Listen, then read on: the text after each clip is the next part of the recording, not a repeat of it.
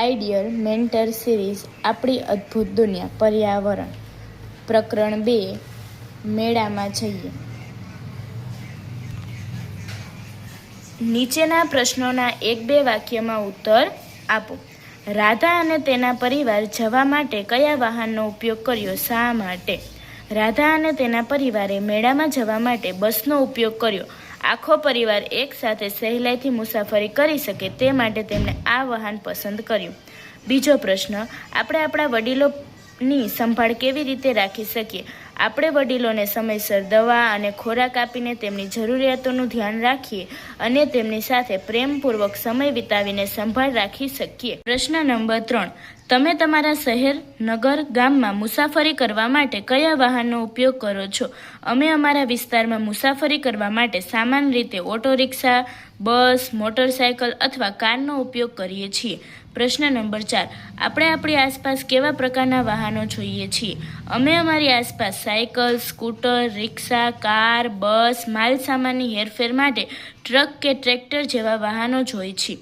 પ્રશ્ન 5, મોહન ચાચા અને તેમનો પરિવાર મેળાના મેદાન સુધી કેવી રીતે પહોંચ્યા? મોહન ચાચા અને તેમનો પરિવાર પહેલા ટ્રેનમાં અને રેલવે સ્ટેશનથી ઉતરીને રિક્ષા દ્વારા મેળાના મેદાન સુધી પહોંચ્યા. પ્રશ્ન નંબર 6, મેળામાં જતી વખતે આપણે કઈ વસ્તુઓ સાથે રાખવી જોઈએ? મેળામાં જતી વખતે આપણે પાણીની બોટલ, જરૂરી પૈસા, રૂમાલ, નાની ફર્સ્ટ એડ કીટ કે જરૂરી દવાઓ સાથે રાખવી જોઈએ. નંબર 7, બસમાં મુસાફરી કરવા માટે તમારે શું કરવું જોઈએ? બસમાં મુસાફરી કરવા માટે ટિકિટ અથવા પાસ ખરીદવો જોઈએ અને શાંતિથી લાઇનમાં ઊભા રહીને બસમાં ચઢવું જોઈએ. પ્રશ્ન નંબર 8, પરિવારે સાથે ભીડભાડવાળી જગ્યાએ ચાલતી વખતે તમારે શું કરવું જોઈએ? ભીડમાં પરિવારના સભ્યોનો હાથ પકડી રાખવો જોઈએ અને તેમની સાથે જ રહેવું જોઈએ જેથી છૂટા ન પડી જવાય. પ્રશ્ન નંબર 9, બસમાં મુસાફરી કરતી વખતે તમારે શું ન કરવું જોઈએ? ચાલુ બસે બારીમાંથી હાથ કે માથું બહાર ન કાઢવું જોઈએ અને ચાલુ બસમાંથી ચઢવા કે ઉતરવાનો પ્રયત્ન ન કરવો જોઈએ. પ્રશ્ન નંબર 10, મેળામાં વ્હીલચેરનો હેતુ શું હોય છે? વૃદ્ધો અને દિવ્યાંગો અથવા ચાલવામાં અસમર્થ લોકોને મેળામાં સરળતાથી ફેરવવા અને આનંદ માટે આપવા માટે વ્હીલચેરનો હેતુ હોય છે. પ્રશ્ન નંબર 11, કાયદો અને વ્યવસ્થા જાળવવા મદદ કરતા ખાસ વાહનનું નામ આપો. Police van, police PCR van કાયદો અને વ્યવસ્થા જાળવવામાં મદદ કરતા વાહનનું નામ છે. પ્રશ્ન નંબર 12, મેળામાં જોવા મળતી કોઈ એક પરંપરાગત રાઈડ એટલે ચકડોળનું નામ આપો. લાકડાનું મોટું ચકડોળ. પ્રશ્ન નંબર 13, પોલીસ વાનની ભૂમિકા શું છે? ગુનેગારોને શોધવા, શંકાસ્પદ વસ્તુઓ કે નશીલા પદાર્થો સુધી પકડવામાં અને સુરક્ષા વ્યવસ્થામાં મદદ કરવાની છે. હવે પ્રશ્ન નંબર 3, વિચારો અને લખો. પહેલો પ્રશ્ન, તમે ટ્રીપ માટે તમારી જાતને કેવી રીતે તૈયાર કરો છો? પ્રવાસની જગ્યાએ વિશે માહિતી મેળવીને જરૂરી કપડાં, દવાઓ, પાણીની બોટલ, નાસ્તો, અન્ય જરૂરી સામાન અગાઉથી પેક કરીને તૈયાર કરું છું. પ્રશ્ન નંબર 2, તમે તમારા મિત્રો, પડોશી અથવા પરિવાર સાથે કરેલા કોઈપણ પ્રવાસનું ટૂંકમાં વર્ણન કરો. ગયા વેકેશનમાં હું મારા પરિવાર સાથે સ્ટેચ્યુ ઓફ યુનિટીના પ્રવાસે ગયો હતો. ત્યાં અમે સરદાર પટેલની વિશાળ પ્રતિમા જોઈ, મ્યુઝિયમની મુલાકાત લીધી અને સાંજે સુંદર લેઝર શો જોયો હતો. અમને ત્યાં ખૂબ મજા આવી હતી. પ્રશ્ન નંબર 3, શું તમે ક્યારેય મેળામાં ગયા છો? મેળામાં તમને કઈ કઈ બાબતો સૌથી વધુ ગમી છે? હા, હું મેળામાં ગયો છું. મેળામાં મને મોટા ચકડોળમાં બેસવું અને રંગબેરંગી રમકડાં ખરીદવા અને મનપસંદ આઈસ્ક્રીમ તેમજ નાસ્તો ખાવો સૌથી વધુ ગમ્યો હતો. પ્રશ્ન નંબર 4, માગ્યા મુજબ જવાબ આપો. પ્રશ્ન 1, આપેલ ચિત્રનો અભ્યાસ કરો અને જવાબ આપો. સાઈડમાં ખૂણામાં આપ્યું છે સ્નેહા અને રોહિતનું ઘર, પછી નીતા અને રાધાનું ઘર, પછી પુસ્તકાલય, પરેડનું મેદાન, પછી bank, post office, police station અને શાળા. એમાં પહેલો પ્રશ્ન છે સ્નેહા અને રોહિતનું ઘર શોધો અને નકશામાં તેની ફરતે વર્તુળ કરો. હવે આ ઉપર નકશો આપ્યો છે ને, એમાં અને સ્નેહા અને રોહિતનું જે ઘર ખૂણામાં છે ને એના ઉપર એક વર્તુળ કરવાનું છે. પ્રશ્ન નંબર 2, નીતા અને રાધાનું ઘર શોધો અને નકશામાં તેની ફરતે વર્તુળ કરો. હવે આ જે નકશો આપ્યો છે એમાં નીતા અને રાધાનું ઘર, જે સ્નેહા અને રોહિતનું ઘરની બાજુમાં જે ઘર છે એનામાંથી એક ગોળ સર્કલ કરવાનું છે. પ્રશ્ન નંબર 3, પરેડના મેદાનથી કોનું ઘર નજીક છે? પરેડના મેદાનથી નીતા અને રાધાનું ઘર સૌથી નજીક છે. પ્રશ્ન નંબર 4, જો તમારે પોલીસ સ્ટેશનથી પરેડના મેદાને જવું હોય તો કઈ કઈ જગ્યાએથી પસાર થવું પડે? પોલીસ સ્ટેશનથી પરેડના મેદાને જવા માટે બજાર એટલે દુકાન અને નીતા અને રાધાના ઘર પાસેથી પસાર થવું પડે છે. પ્રશ્ન નંબર 5, જો સ્નેહાને તેના ઘરેથી પરેડના મેદાને જવું હોય તો કઈ કઈ જગ્યાએથી પસાર થવું પડે? સ્નેહાને પરેડના મેદાન સુધી જવું હોય તો તેને પહેલાં તો પુસ્તકાલયથી પરેડનું મેદાન એવી રીતે તે જઈ શકે છે. પ્રશ્ન નંબર 2, મેળામાં તમને જોવા ગમતા સ્ટોલની નીચે રાઇટ કરો.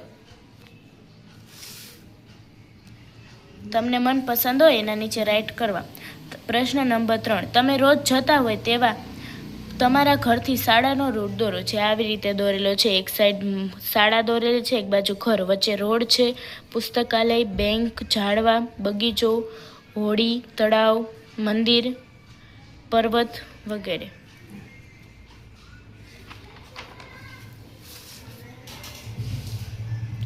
પ્રશ્ન નંબર 5, માગ્યા મુજબ જવાબ આપો. આપેલ યાદીમાંથી યોગ્ય શબ્દ પસંદ કરો, તેને ચિત્ર સાથે જોડો અને ઉદાહરણ પ્રમાણે ચિત્ર નીચે તે શબ્દમાં લખો. રમકડા વેચનાર જે 3જા નંબર ઉપર છે તો ત્યાં તેને જોડવાનું. પછી જે એમ્બ્યુલન્સ છે ત્યાં લખવાનું. તબીબી સહાય છે છેલ્લેથી 2જા નંબર ઉપર જોડવાનું. પછી બંગડી વેચનાર છે તે 5મા નંબર ઉપર જોડવાનું. પછી અગ્નિશામક છે તે 1લા નંબર ઉપર જોડવાનું. પછી પોલીસ વાન છે તે 6ઠા નંબર ઉપર જોડવાનું. પછી હલવાઈ અને મીઠાઈ બનાવનાર છે તે 2જા નંબર ઉપર જોડવાનું. પછી મહેંદી મૂકનાર છે તે છેલ્લા નંબર ઉપર જોડવાનું. અને કઠપુતલી કલાકાર છે તે 4થા નંબર ઉપર જોડવાનું. એવી રીતે જોડી દેવાના. એમાં પ્રશ્ન નંબર 2, મેળામાં ઉપલબ્ધ કોઈ પણ 5 મહત્વની સુવિધા. પહેલું, પીવાના પાણીની સુવિધા. બીજું, પ્રાથમિક સારવાર, પોલીસ ચોકી, શૌચાલયની સુવિધા, અગ્નિશામક સુવિધા.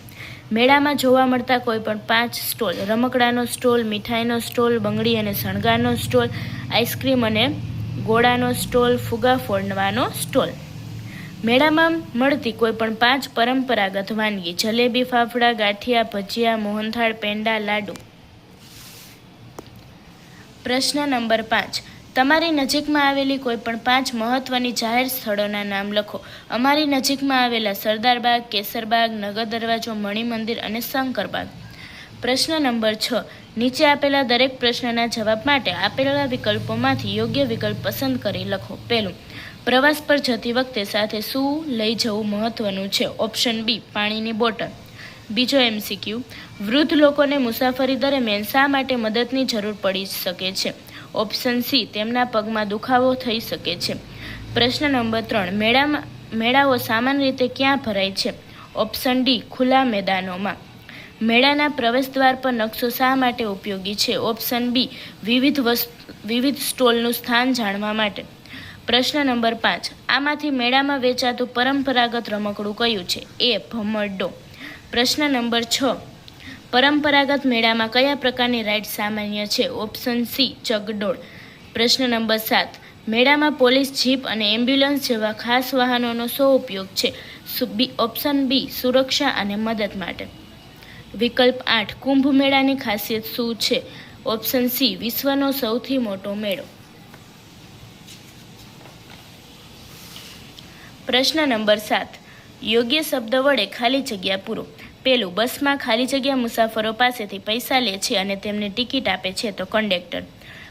ખાલી જગ્યા 2, નીતાનો પરિવાર મેળામાં પહોંચવા માટે ખાલી જગ્યામાં ગયો બસમાં.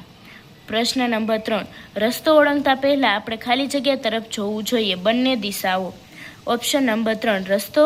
ઓપ્શન નંબર 4, બસોમાં વૃદ્ધો, મહિલાઓ અથવા ખાસ જરૂરિયાતવાળા લોકો માટે આપણે ખાલી જગ્યા બેઠક હોય છે. અનામત. ખાલી જગ્યા 5, ટ્રેન દ્વારા આવતા લોકો મેળામાં પહોંચવા માટે સ્ટેશનથી ખાલી જગ્યા કરી શકે છે. Auto rickshaw. 6, મેળો એક મોટા ખાલી જગ્યામાં આયોજિત કરવામાં આવ્યો હતો જ્યાં ઘણા લોકો એકઠા થયા હતા. Parade ground. 7, મેળાના પ્રવેશદ્વાર પરના એક ખાલી જગ્યામાં તમામ સ્ટોલનું સ્થાન દર્શાવતું હતું. નકશા. 8, મેળામાં રમકડા, ખોરાક અને કપડાં વેચવા માટે ઘણા ખાલી જગ્યા ઊભા કરવામાં આવ્યા હતા. સ્ટોલ. 9મું, જે લોકો સરળતાથી ચાલી શકતા નથી તેઓ ખાલી જગ્યાનો ઉપયોગ કરે છે, વ્હીલચેર. 10મું, મેળાને સ્વચ્છ રાખવા માટે આપણે ખાલી જગ્યા હંમેશા ખાલી જગ્યામાં નાખવો જોઈએ, કચરો કચરા પેટીમાં. પ્રશ્ન નંબર 8. નીચે આપેલા વિધાનો પૈકી ખરા વિધાન સામે રાઈટ અને ખોટા વિધાન સામે ચોકડીની નિશાની કરો. પહેલું, પ્રવાસ પર જતા પહેલા અગાઉથી આયોજન કરવું અને ઉપયોગી વસ્તુઓ સાથે રાખવી મહત્વપૂર્ણ છે, સાચું.